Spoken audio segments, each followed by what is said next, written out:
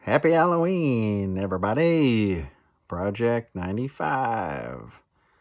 Coming in hot on basically the midpoint of the tour. If you made it this far, you're a real one. Um, I am, I have a costume. I am 19, fall 95 Vaughn, as you can see. Fall 95 Vaughn. A little older and a little wiser. I'm sorry. Um, so here we are. Big night. Big fucking night, dude. Um, just so much. It was palpable. The energy, the anticipation, I mentioned this if you've been following along. I'm back in Chicago, and um, I'm seasoned. I'm a seasoned uh, tour rat basically. And if you remember on my trip out, I chickened out on going into Chicago by myself for the night. I just kept driving. Like had almost a panic attack. Um, so here it's kind of full circle to come back to Chicago triumphant, having um, having weathered uh, the tour the tour up to this point, um, and just the whole night was crazy. I traveled with this kid Greg that I mentioned in the initial post. He's one of Mac's buddies, one of his roommates at Michigan, and I'm pretty sure he had just gotten into Phish, like because I was there for that whole week. It seemed like he decided to go to the Wing Stadium, the Kalamazoo show, like last minute, and he was like, "Whoa!" It's like blown away, obviously. Um, so he was like, "Should I go?" He just went to Halloween with me. He didn't have a ticket, and I'm pretty sure he got in. Yes, he did. I remember now. Because, like, we drove together. Um, yeah, we drove together and he's just a good guy. Really good guy. I mentioned he was a very newbie. Um, I still do it. He used to call strange design strange desires. I'm like, no, that's a whole different thing, I think. But I still to this day like strange desires, still call it that. But he was just like, it was so cool to be with, because you're on tour, so you're rubbing elbows with every other jaded, just sort of you know disgruntled Phish fan. It's like, oh, you haven't played, but this kid was just like everything was amazing to him. So we talked about the tour the whole way there, like the tour so far, and talked about each other's lives and really connected. And but I had spent the week, yeah, hanging out with him too. It wasn't like this was the first time. And then we got there, and he was like, "All right." He left me that note with that Vince Guaraldi tape, which I still listen to. I listened to it most of December tour. Like it was a go to for sure. And we just shared this. I didn't even sit with him at the show because I didn't know if he was going to get in. We kind of parted ways when we got there, and he was off looking for a ticket, and I was kind of looking to get inside. And I saw him. He's like, I got one. I got one. Anyway, so we go in, and I was sitting I was sitting up maybe 10 rows up off the floor, fisherman side, but like 3/4 of the way back in the back of the room. It was fine. I didn't realize at the time that Rosemont Horizon was kind of this famous arena. Um, and maybe I read it in the Phish book with the David Lee Roth thing, but um, Trey or one of them, or maybe multiple, were like, it just felt right to play the Who in this sort of in this building, this big rock show kind of thing. Anyway, I don't want to skip ahead because I don't know what they're playing yet. I feel like the earlier Halloween shows, the Phish parts were more like more why can't I say words? They were more holy shit. They, in the spirit of Halloween, like, I think they opened 94 with Frankenstein because monsters, right? Because get it, Halloween. And I feel like they still were doing that, like 95, the Phish parts, right? I think Iculus, certainly as the opener, was kind of, it's like a scary story. Bringing back Gaiute, 3 exclamation points. And Trey whistling. Did Trey not whistle in the initial run of Gaiute in 94? Gaiute is the ugly pig. It's kind of like a scary story. But the Harpua, right? The Harpua was definitely like in the spirit of Halloween, like creating this atmosphere of like, ooh, dark and scary and storytelling and that kind of stuff.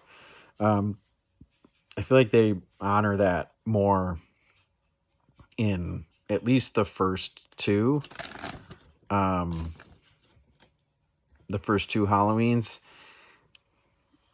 I'd have to look at the other ones, but certainly recently, they're just doing the whole they're just leaning into the costume thing. Pre-show stuff, like tons of costumes. I don't particularly remember any.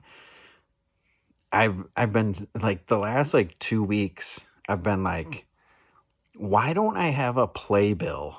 Right? You've seen the ones for all the Halloween shows. They do like a fake playbill called a Phish bill, and they pretend it's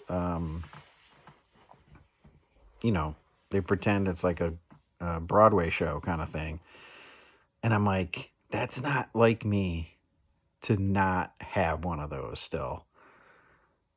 And I'm like, they had to have it. Like, I kept arguing with myself in my head for the last 2 weeks.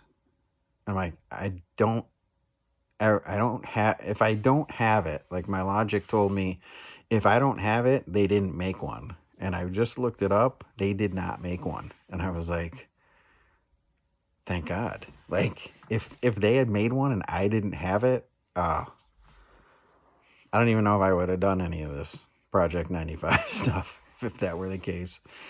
The first one they did was in 96 for Remain in Light. So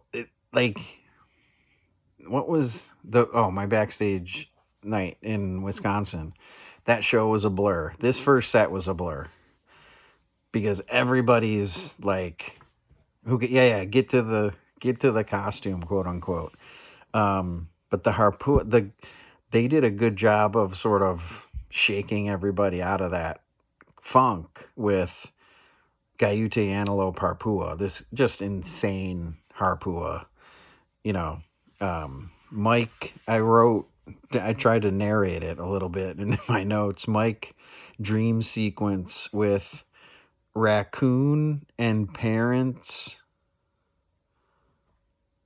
old house, many too many raccoons.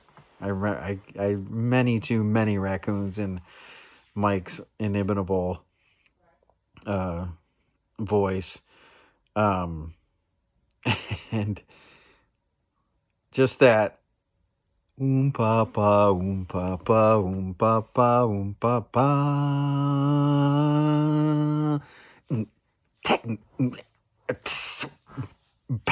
Oh, that's my first Harpua, right? I've seen a few. That was my first Harpua. That that was big, right?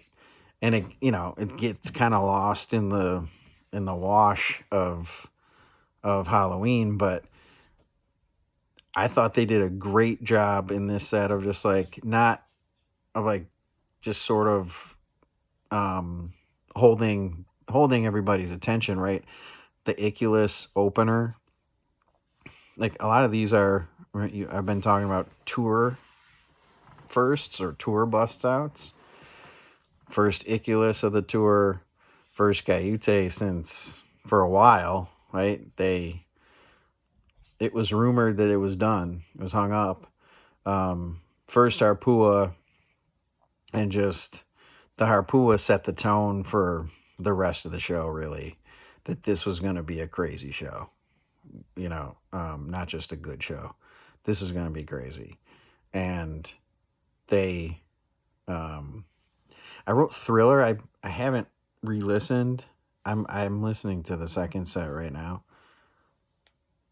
They definitely teased Thriller or Michael Jackson at the beginning of the second set. I remember that. I just heard that. So maybe that's why I wrote it. Oh, cheesy pop intro. Yeah, that was Michael Jackson stuff. So they must have teased Thriller on the outro of. Oh no, I think Thriller was the album that Jimmy puts on. Yeah. Yeah. Might be. But that the Gaiute being back, and it was just like, I'm getting excited about it now, 30 years later. But I am. It might be partially the costume that I'm wearing as well. So the second set is just you can tell it was a free for all. But I'm gonna give you this nugget. This is one of the most lasting things that stayed with me over since this tour.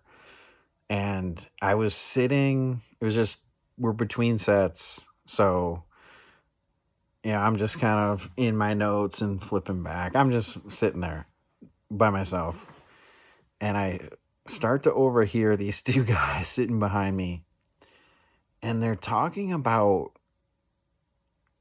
they were talking about a costume they had seen, and the one guy had seen this costume, and it was a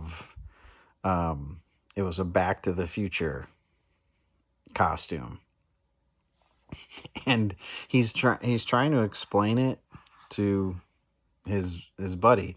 He's like, "Oh, I saw the best costume just on the way to the bathroom just now." He's like, "What?" He's like, it's Marty McFly from Back to the Future." So, and I saw the same guy at the big vest with the flannel and the jean, whatever. And he's like, yeah, he goes, "Oh," he's like, "Oh yeah, I love." He goes, "Oh, I love Mike Fox." That's what his buddy said, and the the guy who saw the costume was like, "What? Who?" He's like, "Mike Fox."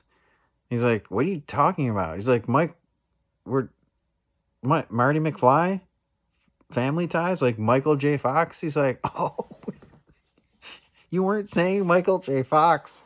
So I thought you were talking about somebody else. And I'm sitting there like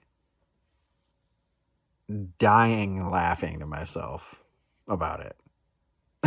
I'm like, this is too good. But at the same time, I'm like, he's kind of right. Like, it's not the same. If you say Mike Fox, like, you don't think Michael J. Fox, right?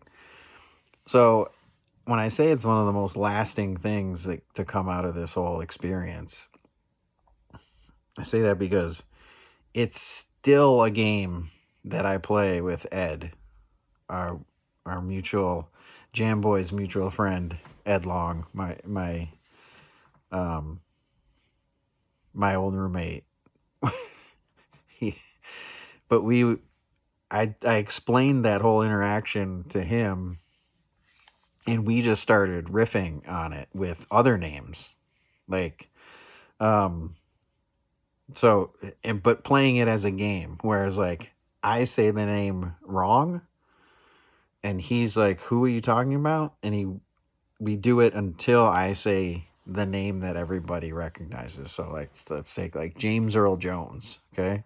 Played Darth Vader, if you didn't know that. I'm like, oh yeah, I was just watching Star Wars. Man, Jim Jones is so good in that movie.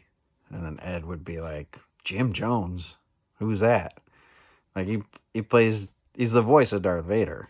Like, how could you not know who that is? He's like, who? And I'm like, Jimmy Jones. He's like, I've never heard of that person. I'm like, what? He was in Field of Dreams. He's like the big, like, black guy. He's like, no idea. You go, J.E. Jones? And you can get pretty ass with it if you want. But you keep going. You try literally every variation of the name until eventually he's like, you say, James Earl Jones. He's like, oh, James Earl Jones. Of course. Yeah. He's good. He's really good. But the Mike Fox one is the best because Ed used to say, we'd do it back and forth. Mike Fox, Mikey Fox. Yeah, MJ Fox. That's who we're talking about. He's like, what? Blah, blah, blah. I'm like, Michael J. Fox. He's like, oh yeah. He's not the same without the old J, which is, again, it is true. It's just, I covet that kind of shit. And it was gifted to me by these two guys at this Halloween show. It's just too good. I'm sure it's not translating in this video. You're all like, you've already turned the video off. But just look at the mayhem that this second set was for me. So they come out, they start the whole Michael Jackson thing, right? We're going to do it. That cuts. And they're playing what I believe is the intro to Quadrophenia. Okay, I don't know this at the time. Like, it's, you can see, I wish I could make out what I scribbled out there. But I wrote Quadrophenia in way later. I had never heard Quadrophenia. And I could immediately knew it was The Who, if that makes any sense. I grew up, I'm a Gen X kid, right? So most of my high school, my formative years of music were classic rock, right? Zeppelin, Who, Beatles, Stones, like that was like, that's what most of us grew up on. And so I knew The Who. Actually, I remember going on vacation to like Myrtle Beach or something, and I had I had this best, like, greatest hits of the Who. I remember 515 was on there, and they played 515. I'm like, oh yeah, that one. But Quadrophenia is a rock opera, so it's the story. It's like Tommy. I knew way more of Tommy, um, but I had never heard that in its entirety. So the story part of this was all new to me. I knew the big songs. Like, I just listened to enough classic rock radio to know, like, 515, Love Rain or Me, um um Drowned I knew, um The Real Me. Like, there were a bunch that I knew. Um, but I was just like trying to write the songs. You can see I coded them who was singing. Um, with T and P, Trey and Page. There's a Mike. There's one Mike song there. Phish sang "Love Rain or Me" quite famously. Um, any screamer, they're gonna throw a Phish on it. Um, and I remember being like, it was such a roller coaster, because here I was at this Halloween, and they're playing this album I never heard. I knew a handful of songs. I knew it was the Who immediately, so that's, I guess, something. uh they did a good job. I knew it was the Who. um Trey, I'm skipping all over the place, because I'm just looking at this gives me anxiety. The two huge question marks at the top. Like, I'm like, okay, it's the Who, but what is it? Da, da, da, da, da. Trey moonwalking during the Michael Jackson. Yeah, they leaned into the Michael Jackson thing. Um, so, like I said, like, I was all over the place. I was stoked. They were killing this. Not that it's my favorite thing, though, right? I said, like, I was hoping they'd play Van Halen, like, which is, crazy. But if not them, then, like, something that I really knew, which at the time, I mean, that makes sense, right? And I I just remember being, like, psyched to be there, but kind of bummed that they had that we had chosen Quadrophenia. That was my second thought. Was like, there's no fucking way that a fan vote yielded the Who's Quadrophenia. There's no way. I refuse to believe it. Even if you showed me the data, if they pulled out the actual votes, like, um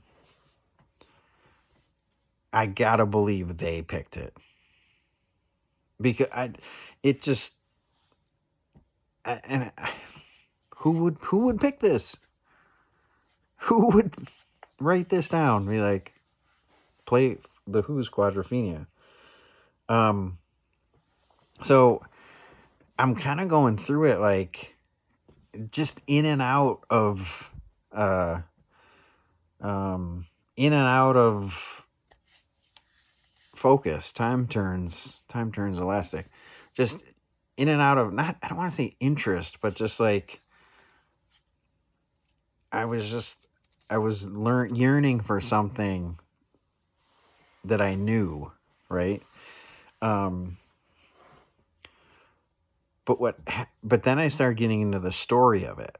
I got over the fact that they weren't playing what I wanted, or something that I knew or had more interest in. I got over that after about, um, when Trey plays "I'm One." I'm like, oh, this is just a different fucking thing. Like, and I love that song. there's so that's something that came out of it. You know, I'm One. I love that song. Sea and Sand. Fucking love that song. So I started to get into the story. Um, and it ended up by the end. You can see I wrote, I have no idea what's going on.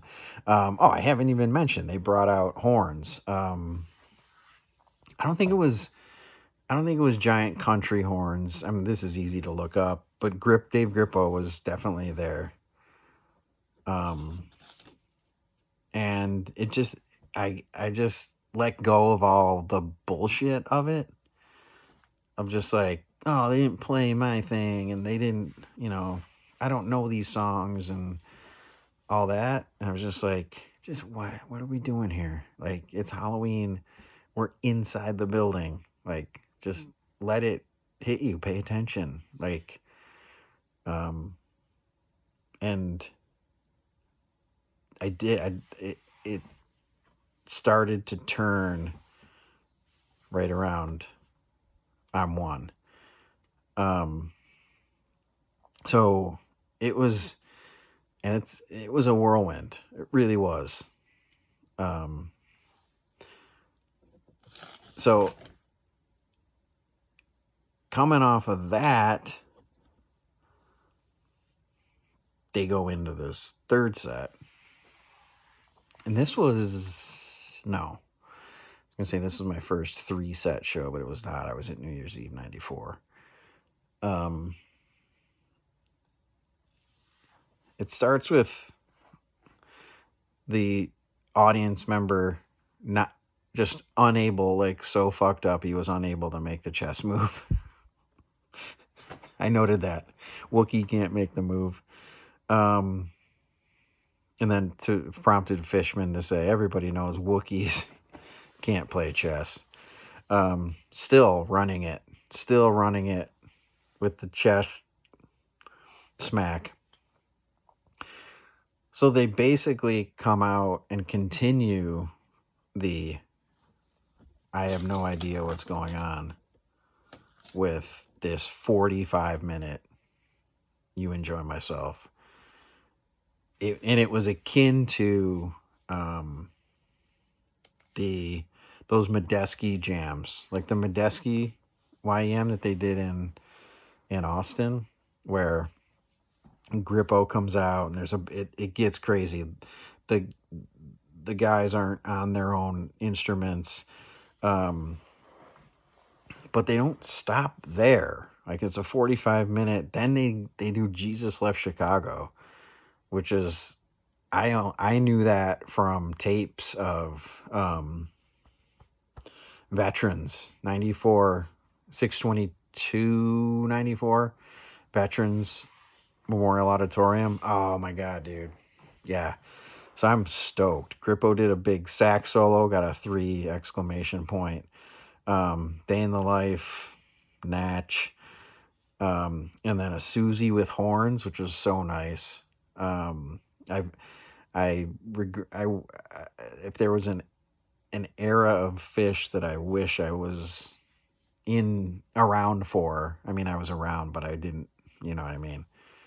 It's like 91, the horns, the Giant Country Horns tour. Like, I love that stuff. Then they encore with My Generation, so they bring it back to the Who, and they had they had acoustic instruments for it. So it's kind of a bluegrassy version. And then they, in typical Who fashion, they just absolutely destroy their instruments, basically. Acoustic, Phish on a small kit, Trey and Phish trash equipment, and then there's all these. They blow up all the shit up on the stage. And that's the end. And it's just like, yeah, it was real, dude. It was awesome. And now I'm staring at like a 9-hour drive home. I drove straight home. to my parents' house. Yep. And I remember just driving through the night, buoyed by this notion that, oh, you know, that was awesome, right? This doing the first half of the fall tour, but now I get to go home. I get to, recoup, get some get some non McDonald's in me,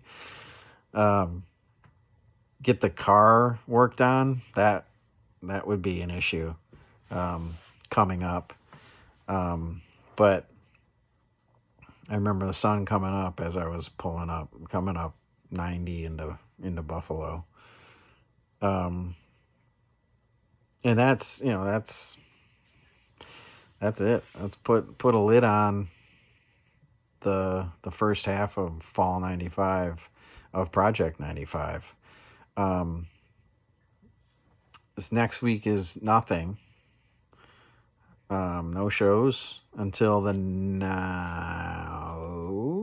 don't remember. I want to say the 9th in Atlanta.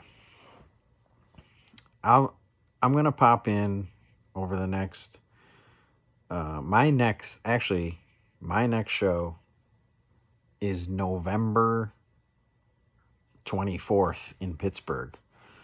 So I'm gonna pop in between the here and there. And I'm gonna talk to some of the Jam Boys and get some more people into the mix on it. But anyway, happy Halloween. It has been a very happy Halloween for me reliving this. So thanks for following. Take the next couple weeks to catch up. Maybe that's what we should do. And I'll see you soon, I hope.